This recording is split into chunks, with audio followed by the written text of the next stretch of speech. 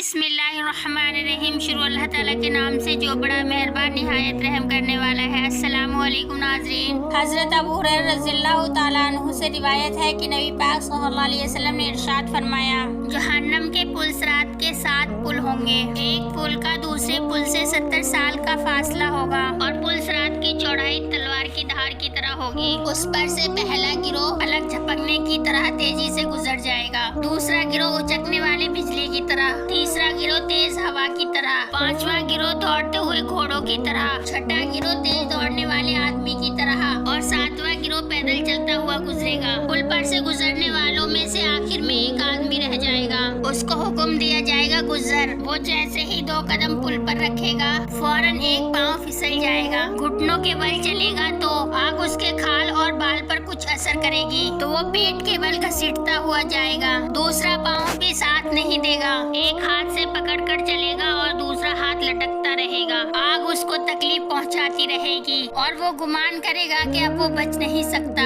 مگر پیٹ کے بل سرکتا رہے گا یہاں تک کہ وہ پار ہو جائے گا۔ باہر نکل کر پل کی طرف دیکھ کر کہے گا، بابرکت ہے وہ خدا جس نے مجھے تجھ سے نجات دی۔ میرا خیال ہے کہ میرے رب نے جو عنایت مجھ پر کی ہے ایسے اگلے پچھلوں میں سے کسی پر نہیں کی۔ جو کچھ میں نے دیکھا ہے اور دکھ پایا ہے اس کے بعد اللہ تعالیٰ نے مجھے بچا لیا۔ اتنے میں ایک فرشتہ آئے گا اور اس کا ہاتھ پکڑ کر جنت کے سامنے ایک حوض پر لے جائے گا اور کہے گا اس میں نہا اور اس کا پانی پی لے، اور جب وہ نہائے گا اور اس کا پانی پیے گا تو اس کو جنت والوں کی خوشبو اور رنگ محسوس ہوگا۔ پھر فرشتہ اسے جہنم کے دروازے پر کھڑا کرے گا اور کہے گا جب تک تیری اجازت اللہ تعالیٰ کی طرف سے آئے تو یہیں رک جا۔ وہ شخص دوزخیوں کی طرف دیکھے گا تو کتے کی طرح رونے کی چیخوں کی آواز سنے گا تو روتے ہوئے کہے گا، اے پروردگار میرا منہ دوزخیوں کی طرف سے پھیر دے، اے میرے رب اس کے علاوہ میں تجھ سے کچھ نہیں مانگوں گا۔ رب العالمین کی طرف سے وہی فرشتہ اس کا منہ دوزخ کی طرف سے جنت کی جانب پھیر دے گا، جہاں پر وہ ہوگا وہاں سے جنت ایک تیر کی مسافت پر ہوگی۔ وہ شخص جنت کے دروازے کو اور اس کی وسعت کو دیکھے گا، جنت کے دونوں بازوؤں کی درمیانی وسعت تیز پرندے کی اڑان کے 40 سال کی برابر ہوگی۔ وہ شخص عرض کرے گا، اے میرے پروردگار تو نے مجھ پر پورا احسان کیا، مجھے دوزخ سے خلاصی دی اور میرا منہ آگ سے جنت کی طرف پھیر دیا، اب میرے اور جنت کے درمیان صرف ایک تیر کا فاصلہ ہے۔ اے میرے پروردگار میں تجھ سے درخواست کرتا ہوں اپنی عزت کے طفیل مجھے جنت کے راستے میں داخل فرما دے، اس کے علاوہ میں تجھ سے کچھ نہیں مانگوں گا۔ میرے اور دوزخیوں کے درمیان صرف اس دروازے کو آڑ بنا دے کہ میں دوزخ کی آہٹ بھی محسوس نہ کروں۔ رب العالمین کی طرف سے وہی فرشتہ آئے گا اور کہے گا، اے آدم ذات تو کس قدر جھوٹا ہے، کیا تو نے سوال نہ کرنے کا وعدہ نہیں کیا تھا؟ کیا تو نے وعدہ نہیں کیا تھا کہ اب اور کچھ نہیں مانگے گا؟ رسول اللہ صلی اللہ علیہ وسلم فرماتے ہیں، بندہ کہے گا اور قسم کھائے گا، عزت رب کی قسم میں اور کچھ نہیں مانگوں گا۔ فرشتہ اس کا ہاتھ پکڑ کر جنت کے دروازے میں داخل کر دے گا اور خود بارگاہ الہی میں چلا جائے گا۔ وہ شخص اپنی دائیں بائیں اور سامنے باقدر مسافت 1 سال جنت میں نظر کرے گا، لیکن سوائے درختوں اور پھلوں کے کچھ بھی نہیں دکھائی دے گا۔ لذیذ ترین درخت کا فاصلہ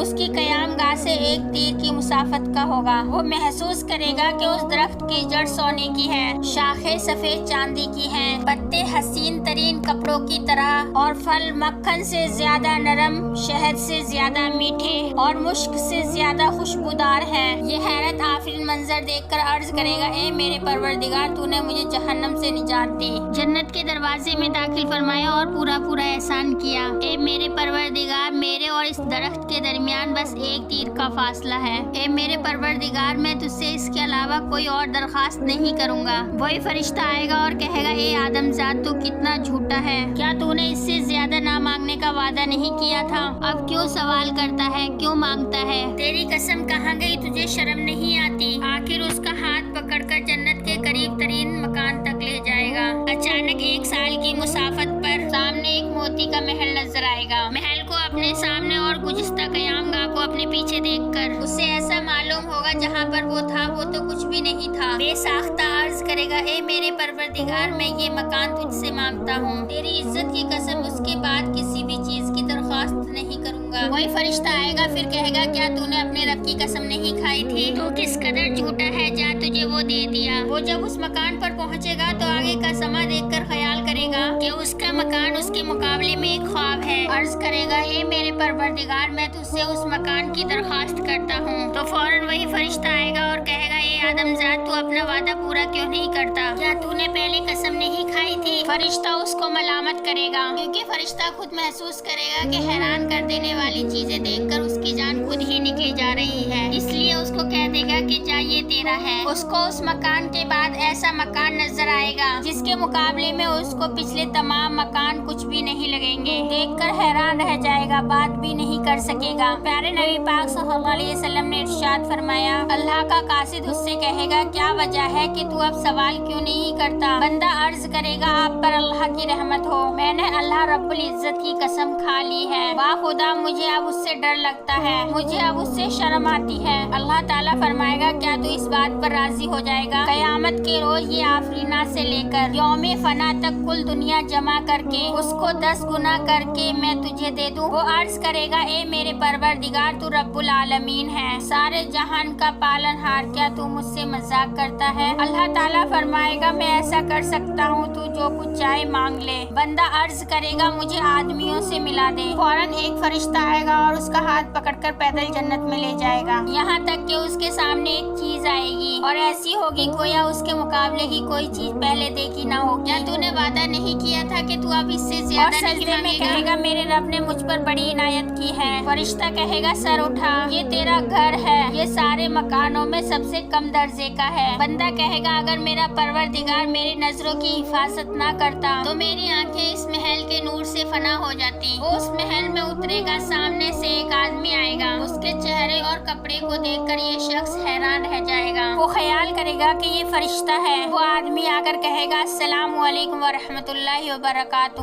اب آپ کے آنے کا وقت آیا۔ اس شخص نے سلام کا جواب دینے کے بعد کہا بندائے خدا تم کون ہو؟ وہ کہے گا میں آپ کا محافظ ہوں اور اس مکان کی نگرانی میرے سپرد ہے، اور میری طرح آپ کے 1000 محافظ اور ہیں، اور ہر محافظ کے ذمے آپ کی ایک ایک محل کی نگرانی ہے۔ آپ کے 1000 محل ہیں اور ہر محل میں آپ کے 1000 خادم ہیں، ایک بیوی اور ایک حور آپ کے لیے ہے۔ وہ شخص محل میں داخل ہوگا اور دیکھے گا کہ محل میں ایک سفید موتی کا گنبد ہے جس کے اندر 70 کمرے ہیں، ہر کمرے پر 70 چھت ہیں، ہر کمرے پر 70 بالا خانے ہیں اور ہر بالا خانے کے 70 دروازے ہیں، اور ہر دروازے پر موتی کا قبہ ہے۔ وہ شخص قبوں میں داخل ہو کر کھولے گا، اس سے پہلے وہ قبے کسی نے نہیں کھولے ہوں گے۔ قبہ کے بیچ میں اس کو ایک سرخ موتی کا گنبد نظر آئے گا جس کی لمبائی 70 گز ہوگی، ہر ایک کے 70 دروازے ہوں گے، کوئی موتی دوسرے موتی کا ہم رنگ نہ ہوگا۔ ہر موتی کے گنبد میں بیویاں ہوں گی، سجی ہوئی جلوہ گاہیں ہوں گی اور تخت ہوں گے۔